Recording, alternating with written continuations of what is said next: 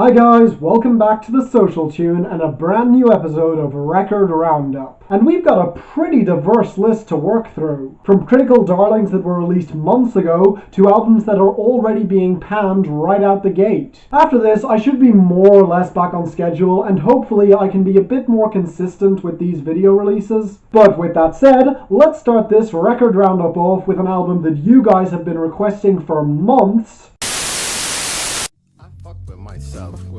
I fucks with myself.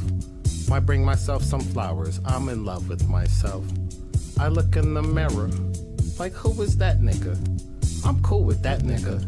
I'm through with these niggas. It seems like over the course of 2017, this guy's name keeps popping up and he's become utterly inescapable within indie rap. For those of you who don't know, Kweli Chris is an indie rapper who's closely affiliated with Rock Marciano. Known for making a ton of slow, contemplative, atmospheric, and witty records that have had many calling him one of the best new rappers around. Now, I say new because he's actually been releasing music for the past 6 years or so. And considering his label mates Odyssey and Open My Eagle are responsible for some of my favorite rap albums of the past few years, I was definitely excited going into this, especially considering the massive amounts of critical acclaim this was getting. And let me stress, this album is definitely good, it's just not quite as good as I was expecting. And look, I can already hear some of you sharpening your pitchforks, so let me stress for the record that I've never been a huge fan of this particular style of hip-hop. And look, while I definitely like some existential music, weed rap and really any kind of music that you ask me to get high to in order to enjoy it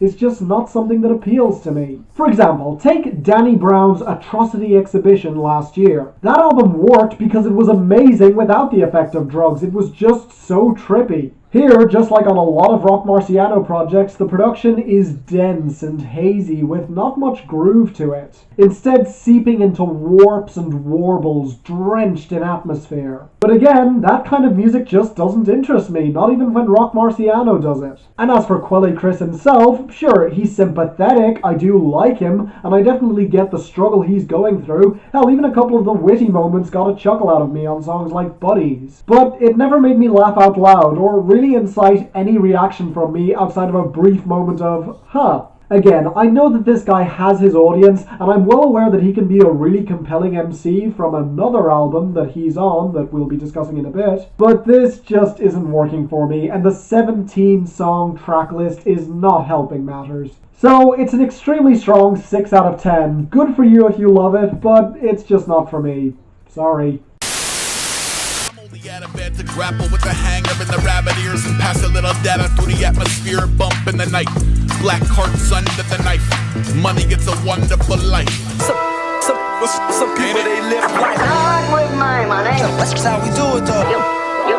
You really had a wonderful life. This has been another highly critically acclaimed album, and I had loads of requests for it long before it was released. And looking through Billy Woods' back catalogue, I could definitely tell why. He's a great New York MC who specializes in complex bars that are extremely hard to decode. And look, I'm not one to berate an album for its complexity. After all, A$AP Rock's The Impossible Kid was by far one of my favorite albums of last year. But at the same time, going back through his discography, I felt a slight sinking feeling. Because this is one of those artists who make incredibly complex projects with a really intriguing overarching theme, but often forgets to make the individual songs interesting along the way. And that wouldn't be such a bad thing if those themes were more tightly woven, but often a lot of his records just feel bloated to me. Now because of this, I was definitely interested going into Known Unknowns, which was even longer than Kweli Chris's album at 18 tracks, and featured production across the board from Blockhead, as well as guest verses from A$AP Rock, Elucid, and a couple more. And I'll really say this for the album, the production really is on point.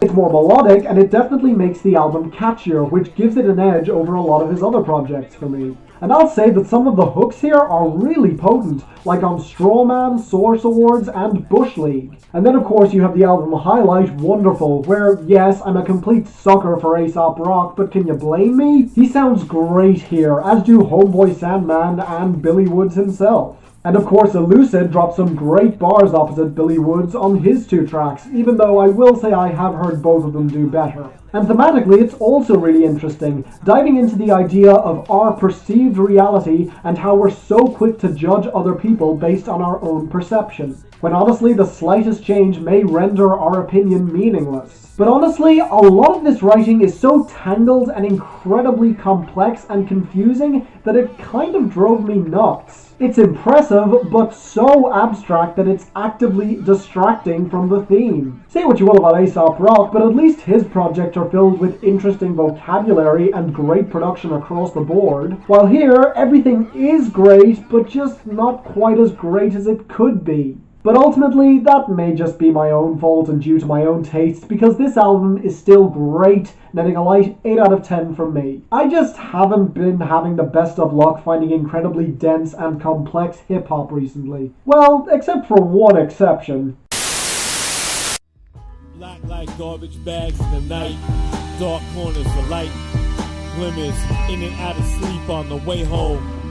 The first time seeing this part of town, or that part dark.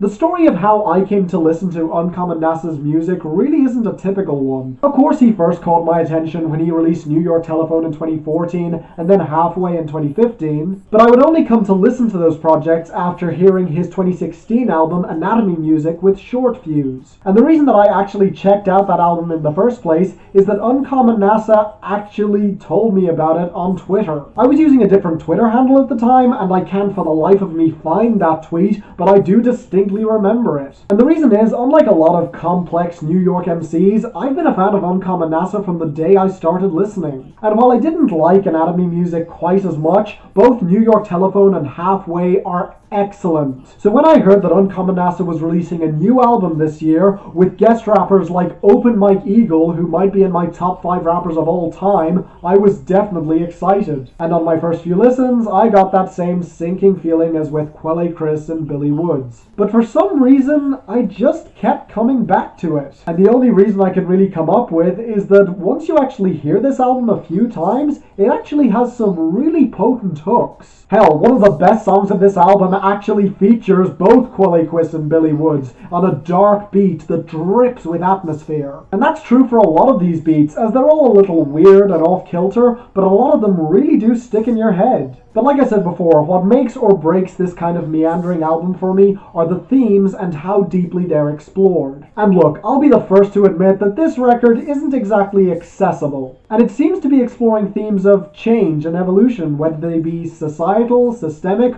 or even those few things that never change. And I'll be blunt when I say that it took me a good dozen listens to even parse that out. The fact is, this album is complex and it will make you work for it, and your enjoyment of it will depend on how willing you are to be challenged. So for me, at the moment, it's a solid 8 out of 10, but I expect that may rise over the course of the upcoming months. Either way, I'll definitely be back for more listens, so at least in that regard, great job Uncommon NASA, you've definitely piqued my interest yet again. They want to know what's right from wrong. If God wills it, thy will be done. So, if memory serves me correctly, this album was first suggested to me by fellow music critic Kumarai Fang. Now, I know that she appears to have an affinity for rock music outside of the pop that she covers on her own channel, so I kind of knew what to expect going into this. I mean, it's called Darkness Will Rise by a UK band called The Raven Age. Plus, one of the main members is actually George Harris, son of Iron Maiden bassist Steve Harris. Basically, this is probably going to be dark, loud, hyperbolic, and with an epic scope. And check, and check. But look, just because a band's predictable doesn't mean they're bad per se. And look, they're not bad. They're really not. They're just nowhere near as potent as those who came before them, at least not for me. Listening to them gave me strong flashbacks to that Deep Purple album that was released earlier this year. It's silly, it's over the top, and the instrumentation is better than it has any right to be. The unfortunate difference between The Raven Age and Deep Purple, however, is their difference in talent. because the riffs here are extremely repetitive and not all that interesting. Now, I do like the dark, epic scope of the lyrics, and the instrumentation really is potent in spots, but then we have to deal with the biggest issue, Michael Burrow. And it's honestly not that he's a bad singer. No, it's just that he can't keep my attention for more than 2 minutes. I'm sorry, he's just not that compelling, and his voice can't match the ferocity of some of this instrumentation. It honestly sounded too processed and clean, although to be honest, that's an issue that I have with the instrumentation as well. I don't know, maybe it's just the sound that they're going for, a cleaner, more alternative version of power metal. But as someone who loves a ton of power metal, this is just missing something for me. So you know what, I take it back. This reminds me less of Deep Purple and more of that Gravedigger album that I covered earlier this year. It feels tired and recycled from a band that is capable of better. Except that this is this band's first studio album, which is kind of sad. But I stand by that they are capable of better. I do see potential here, which is why I'm giving it a solid 6 out of 10 and just moving on from there. Not a bad album, but there are better examples out there. Sorry, Kumera.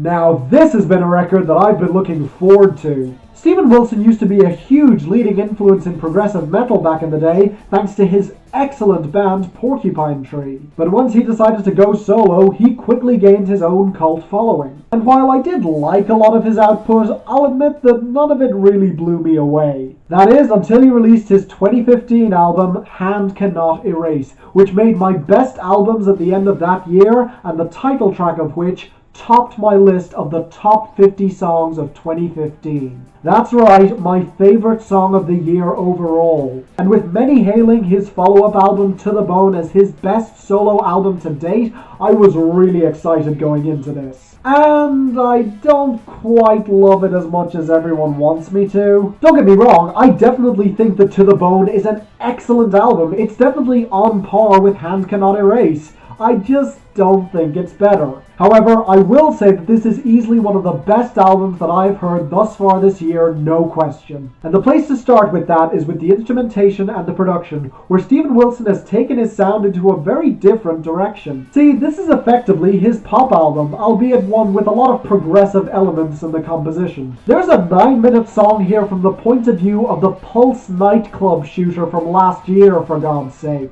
But you also have more guitar than your average pop album, as well as a grander swell. This gives a great groove to songs like People Who Eat Darkness, To The Bone, and Detonation, as well as a dreamlike scope to Nowhere Now, Song of the Unborn, and especially the gorgeous atmospheric tracks Refuge and Pariah, particularly on the latter with its excellent feature from Ninette Tayeb. And then you have the other inspired melodies like the ascending keys on Permanating, the phenomenal hook on the title track, and pretty much the entirety of the closer. I wouldn't say there's a song here that's quite as strong as Hand Cannot Erase, but to be fair, I didn't expect one either. And lyrically, this album seems to revolve around the act and the experience of simply existing. Some are content with doing just that, refusing to take chances or to live life to the fullest, which Steven Wilson does call out, as well as that typical excuse of, oh, we're all going to die someday, so why bother? Even on the song about the shooter, he emphasizes that this guy's perception of reality is worth no more or less than yours or mine. But what he is careful to emphasize on this project is that just because it's our own existence doesn't mean it doesn't affect those around us, meaning we can't just act any way we see fit.